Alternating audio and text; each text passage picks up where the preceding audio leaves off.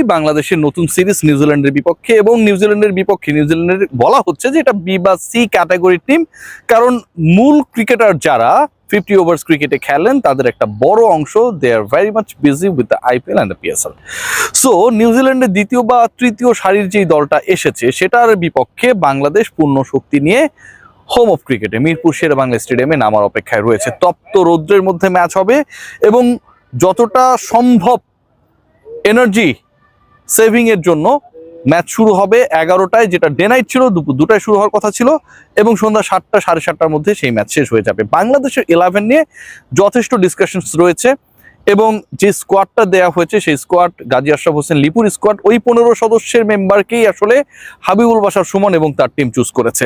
এখন লাস্ট যে সিরিজটা হয়েছে বাংলাদেশ যেটা খেলেছিল পাকিস্তানের এগেনস্টে, সেই সিরিজে বাংলাদেশের প্রত্যেকটা ম্যাচে 11-এ কোনো পরিবর্তন ছিল না, মানে যেই সেরা 11 জন খেলেছিলেন প্রথম ওয়ানডেতে, দ্বিতীয় তৃতীয় ওয়ানডেতেও তারাই ছিলেন। যেই সিরিজ নিউজিল্যান্ডের বিপক্ষে বাংলাদেশ শুরু করতে যাচ্ছে সেখানটায় বাংলাদেশ 11-এ আগের সিরিজের পুনরাবৃত্তি হবে, একই 11 নিয়ে বাংলাদেশ নামবে, কারণ পাকিস্তানের বিপক্ষে তো বাংলাদেশ সিরিজ জিতেছিল, নাকি এখানটায় পরিবর্তনের জোর সম্ভাবনা রয়েছে। দেখুন, দুটা পার্টিকুলার জায়গায় চেঞ্জেস নিয়ে আলোচনা করা যেতেই পারে। সেই জায়গাটা কোথায়? সেই জায়গাটা কি ওপেনিং নিয়ে একটা বড় আলোচনা রয়েছে। সৌম্য সরকার, যিনি সবশেষ পাকিস্তান সিরিজের আগের সিরিজে উইন্ডিজের বিপক্ষে তিনি টপ রান স্কোরার ছিলেন, দুই দলের মধ্যে সর্বোচ্চ রান স্কোরার ছিলেন, একটা 91 মেরেছিলেন। এর পরবর্তী সময়ে যখন বাংলাদেশ পাকিস্তানের মুখোমুখি হলো, সৌম্য সরকার দুই দলের সবশেষ সিরিজের হাইয়েস্ট রান গেটারকে বসিয়ে রাখা হয়েছে বেঞ্চে, 3 ম্যাচের একটাতেও তাকে সুযোগ দেওয়া হয়নি। আমার কাছে খুব আনফেয়ার মনে হয়েছে। কে কি মনে করলো, কে কি ভাবলো, এটাতে কোনো কিছু আসে যায় না। এখন সেই সৌম্য সরকার আবারও তিনি 15 সদস্যের দলে রয়েছেন, আগের সিরিজে একটা ম্যাচও পান নেই। তিনি কি ইমরুল কায়েস হতে যাচ্ছেন কিনা, যে ভালো করার পরেও আসলে একটা সময় এমন দেখা গেছে যে ইমরুলকে খেলানো হতো না, এটা নিয়ে অনেক ধরনের বৈরিতা, অনেক ধরনের রোষ ছিল। সৌম্য সরকার কি আপকামিং সিরিজে ইমরুল কায়েস হয়েই থাকবেন, নাকি তিনি ওই যে একটা সিরিজে ভালো করার পর টপ রানস গেটার হওয়ার পর পরে ব্রেকে পড়লেন, আবার তাকে ফেরানো হবে? This is very valid question, কারণ সবশেষ যে প্রস্তুতি ম্যাচ হয়েছিল সেখানটায় সৌম্য অর্ধশতক মেরেছিলেন। এই প্রশ্নের উত্তর খুঁজতে গিয়ে উত্তরটা হচ্ছে যে আসলে Soumya Sarkar kind of unlucky to have his that place যেখানটায় তিনি রান করেছেন। ওপেনিং এর ওই জায়গাটায় সৌম্যকে খেলানোর বা সৌম্যকে চুজ করার chances is very low.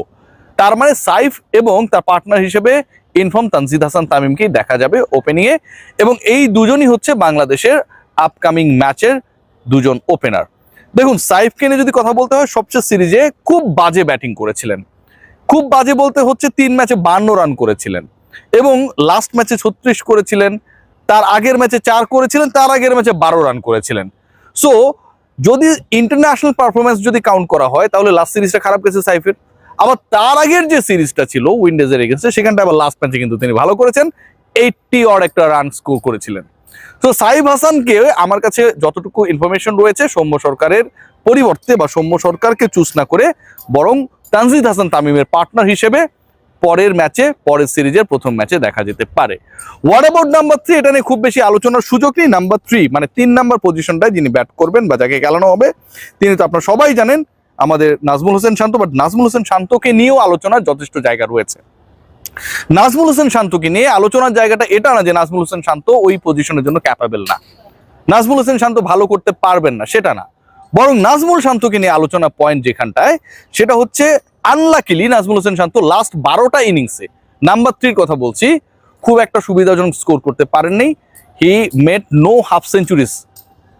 Last 12টা ইনিংসে তিনি একটা ম্যাচেও হাফ সেঞ্চুরি করতে পারেনি 2025-এর ফেব্রুয়ারির পর থেকে, অর্থাৎ প্রায় 15 মাস থেকে 50s-এ দেখা পাচ্ছেন না নাজমুল হোসেন শান্ত 50 ওভার্স ক্রিকেটে। সবশেষ যে সিরিজটা হয়েছে সেখানটা 27-0-27, মানে আশাব্যঞ্জক স্কোর যতটুকু নাম্বার 3 থেকে আমরা এক্সপেক্ট করছিলাম সেটা কিন্তু আসে নাই। নাজমুল হোসেন শান্তর জন্য আমার কাছে মনে হয় এটা ফর্মে কামব্যাক করার জন্য একটা বড় মৌকা। Number 3 Najmul Hossain Shanto, vice captain of the ODI side. Number 4 Liton Kumar Das, সবচেয়ে সিরিজে অসাধারণ খেলেছেন, এবং লিটন কুমার দাসের দুটো 40s রয়েছে, ডিফারেন্ট পজিশনে তাকে খেলানো হয়েছে, কিছুটা শেখি ছিলেন, বাট ওখানটায় মানিয়ে নিয়ে রানস করা, ইনিংস বিল্ড আপ করা, দলকে জয়ের পথে এগিয়ে নেয়, যেহেতু বাংলাদেশ সিরিজটা জিতেছিল। Liton had a very good knock. Number 5 আমার কাছে মনে হয় যে এই জায়গাটায় যিনি ব্যাটটা করবেন বা যিনি খেলছেন তার পারফরমেন্সটা অসাধারণ, তাহিদ হৃদয়। তাওহিদ হৃদয়কে নিয়ে অনেক আলোচনা হয়, তাওহিদ হৃদয়কে নিয়ে অনেক সমালোচনাও হয়েছে, বাট ওয়ান ডেতে তাওহিদ হৃদয় আমার কাছে